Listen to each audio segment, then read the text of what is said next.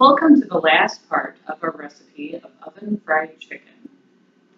Recipe from my old-fashioned Bisquick cookbook.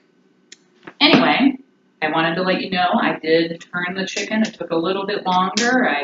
I gave it an extra 10 minutes. Like I said, it really depends on your oven. My oven is not that great. And now I will show you the end result.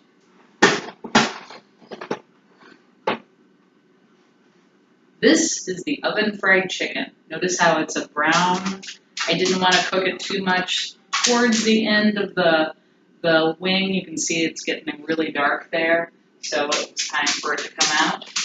Clearly, if you want to check, you can always take the temperature to make sure that it has reached the proper temperature for chicken. But it's pretty simple. It's a very easy recipe. I really enjoy it. I've been making it for years. I learned the recipe from my mom.